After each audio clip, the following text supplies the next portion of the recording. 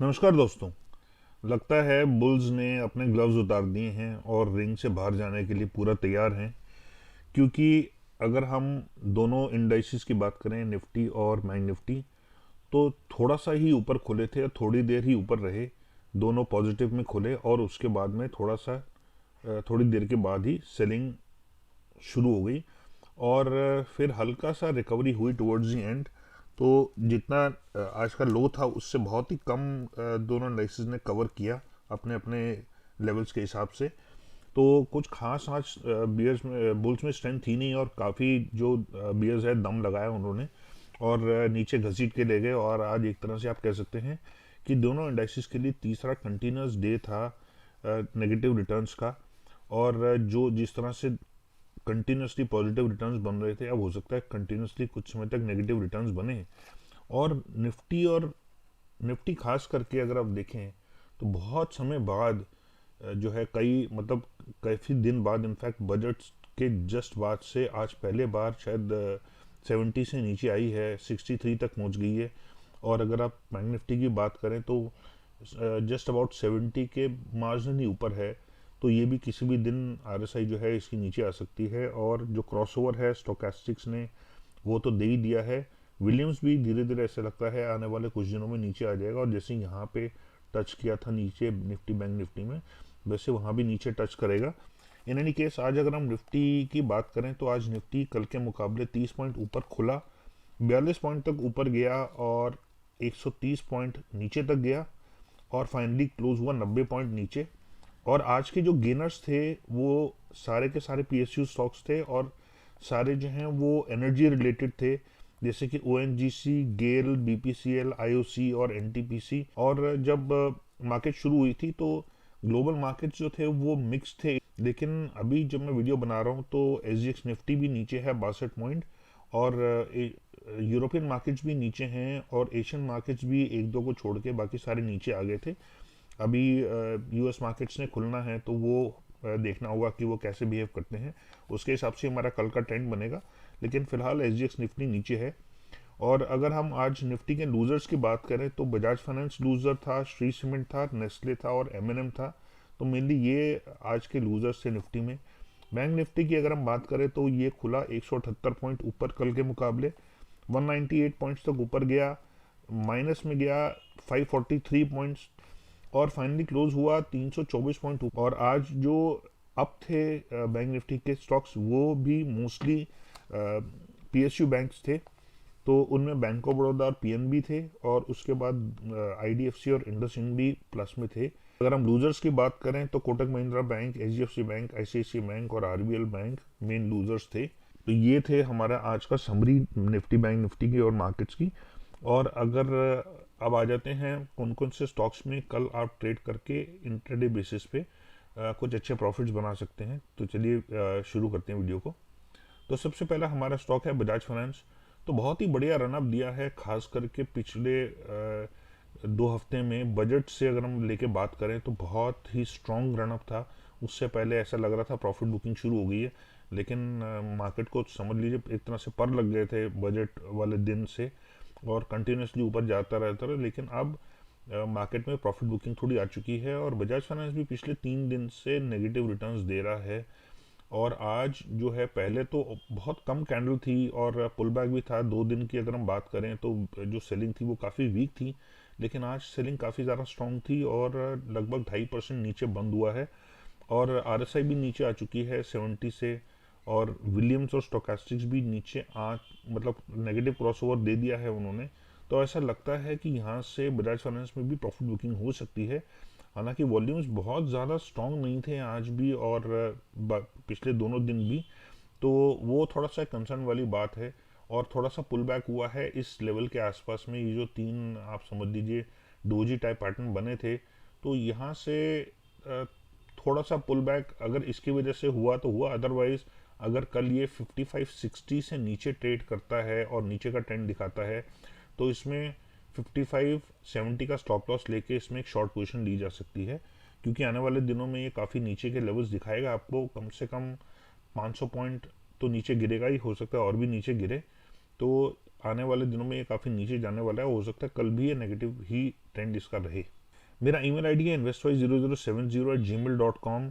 तो अगर आप अपने ब्रोकर के पास बहुत ही हाई ब्रोकरेज रेट्स पे कर रहे हैं, या आप अपने ब्रोकर की सर्विसेज से सेटिस्फाइड नहीं हैं क्योंकि उन कोई सर्विस इश्यूज आ रहे हैं, या आपको कोई आरएम नहीं है, या आपको कोई गाइड करने वाला नहीं है कि कौन सा स्टॉक कब खरीदें कब बेचें, तो आप मेरे को इस ईमेल एड्रेस पर लिख सकते हैं और मैं आपका अकाउंट एक बहुत ही रिप्यूटेड ब्रोकिंग हाउस के साथ खुलवाऊंगा, जिसमें आपको पहले से तो काफ़ी कम ब्रोकरेज रेट्स होंगे ही होंगे, जिसमें आपका काफ़ी फ़ायदा होगा अपने कॉस्ट को लेके।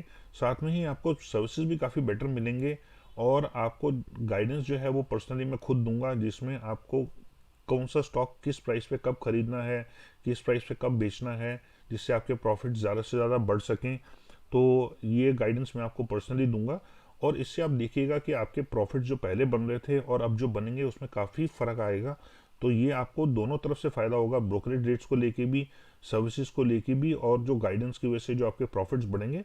तो अगर आप चाहते हैं अपना ब्रोकर बदलना, और आप चाहते हैं कि आपको कोई प्रॉपरली गाइड करने वाला हो, तो आप मुझे इस ईमेल एड्रेस पे लिख सकते हैं। और अगर आप मेरे टेलीग्राम चैनल के मेंबर नहीं हैं या मुझे ट्विटर पे फॉलो नहीं करते हैं, तो दोनों के लिंक्स डिस्क्रिप्शन में दिए हुए हैं, आप वहां से क्लिक करके मेरे साथ जुड़ सकते हैं। और अगर आपको वीडियो पसंद आए और इन्फॉर्मेटिव लगे, और आपको लगे कि आपको कुछ फ़ायदा हो सकता है, तो इस वीडियो को लाइक और शेयर कीजिएगा। और चैनल के सब्सक्राइबर नहीं है तो सब्सक्राइब करिए, और बेल नोटिफिकेशन प्रेस करते समय ऑल का बटन ज़रूर दबाइएगा, नहीं तो आपको सारे वीडियोज़ के नोटिफिकेशन नहीं मिलेंगे। नेक्स्ट स्टॉक है हमारा बीपीसीएल। तो मैंने कल के वीडियो में भी बता दिया था कि ये और ऊपर जा सकता है, और आज लगभग 5% ऊपर गया, बहुत ही स्ट्रॉन्ग वॉल्यूम्स पे। और ऐसा लगता है इसके ट्रेंड को देख के कि ये कल और भी ऊपर जा सकता है, क्योंकि इसका मोमेंटम काफ़ी ज़्यादा स्ट्रॉन्ग है। और सेलिंग इसमें जो आ भी रही थी वो कुछ नए लोज नहीं बना रही थी, तो इसका मतलब इसमें स्ट्रेंथ काफ़ी ज़्यादा बरकरार थी। और आज अपने 5 डे मूविंग एवरेज से भी बहुत ही ज़्यादा ऊपर है, और अपने बाकी मूविंग एवरेज से तो खैर है ही, लेकिन 5 डे मूविंग एवरेज को भी इसने बहुत तेज़ी से पछाड़ दिया है। और आरएसआई भी एक ही दिन के मूवमेंट में ही 70 से ऊपर जा चुकी है, और स्टोकेस्टिक्स और विलियम्स भी दोनों जो हैं वो अपने अपर लिमिट से ऊपर आ चुके हैं, जो ऊपर का बैंड है उससे ऊपर। तो काफ़ी ज़्यादा स्ट्रेंथ फिलहाल ये स्टॉक दे रहा है। तो ऐसा लगता है कि और भी ऊपर जा सकता है। तो कल अगर ये 433 से ऊपर ट्रेड करता है और ऊपर का ट्रेंड दिखाता है, तो इसमें 430 का स्टॉप लॉस लेके इसमें एक बाइंग पोजीशन ली जा सकती है। नेक्स्ट स्टॉक है चोला फाइनेंस। ये थोड़ा सा कॉन्ट्रा कॉल मैंने लिया है, क्योंकि इस समय तक बहुत ज़्यादा सेलिंग देखने को मिली नहीं चोला फाइनेंस में। पिछले कुछ दिनों की अगर हम बात करें बजट के बाद से, तो ये कंटिन्यूसली हायर हाइज और हायर लोज बना रहा है। और ये आप देखेंगे तो आपको समझ आ जाएगा कि अगर एक स्टॉक में बहुत स्ट्रॉन्ग मूवमेंट आई, जैसे कि इसमें आई, या इनफैक्ट इस समय में भी ये कंटिन्यूसली ऊपर बढ़ता रहा धीरे धीरे करके, तो अगर किसी स्टॉक में सेलिंग नहीं आती है तो वो और ऊपर जा सकता है। तो अगर हम पिछले 2 दिन की 3 दिन की बात करें, तो निफ्टी में सेलिंग आई, लेकिन चोला फाइनेंस बिल्कुल भी नीचे नहीं गया। और खास करके अगर हम पिछले 2 दिन की बात करें, तो कल और आज में फाइनेंशियल्स, चाहे बैंक निफ्टी हो चाहे निफ्टी हो, काफ़ी ज़्यादा स्ट्रॉन्ग सेलिंग थी। लेकिन इसमें बिल्कुल भी सेलिंग देखने को नहीं मिल रही है 3 दिनों से। दैट मीन्स यहाँ से और ऊपर ये जा सकता है।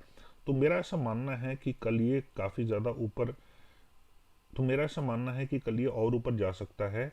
और अगर ये नीचे गिरना शुरू नहीं हुआ है, क्योंकि तो अगर ये कल 529 से ऊपर ट्रेड करता है, तो इसमें 525 का स्टॉप लॉस लेके इसमें बाइंग पोजीशन ली जा सकती है, अगर ये ऊपर का ट्रेंड दिखाता है। और हो सकता है कि जिस तरह से इसने बड़ी स्ट्रॉन्ग ये मूवमेंट की थी, हो सकता है ये कल भी और एक बड़ी मूवमेंट करे, पॉसिबली, क्योंकि इसमें विलियम्स और स्टोकेस्टिक्स भी देखिए ऊपर हैं, आरएसआई भी ऊपर है, तो इसमें फिलहाल किसी तरह की कोई वीकनेस नहीं है। तो यहाँ से इसमें और स्ट्रेंथ आ सकती है। नेक्स्ट स्टॉक है डीएलएफ। तो काफ़ी ज़्यादा कंसोलिडेट करने के बाद काफ़ी दिन इसने यहाँ बिताए और नए हाइस पे क्लोज करने की कोशिश नहीं करी, और 320 का लेवल इसके लिए लगता है एक रेजिस्टेंस साबित हो रहा है। इसने कई बार अटेम्प्ट किया, इससे ऊपर भी गया, यहाँ पे भी इसने टच किया, लेकिन किसी भी दिन ऊपर क्लोज नहीं कर पाया। तो फाइनली अब ये थक के अब नीचे जा रहा है। और देखिए आरएसआई भी 60 तक आ चुकी है, 70 से, पहले 70 से ऊपर थी, अब 60 से आ चुकी है ऊपर। और स्टोकेस्टिक्स भी नेगेटिव क्रॉसओवर दे चुके हैं, विलियम्स भी नीचे आ चुका है अपने 20 के लेवल से। तो यहाँ से लगता है थोड़ी वीकनेस देखने को मिलेगी हमें एटलीस्ट अगले आने वाले कुछ दिनों में। वॉल्यूम्स भी एवरेज वॉल्यूम्स थे, लेकिन काफ़ी ज़्यादा 3.25% नीचे क्लोज हुआ है।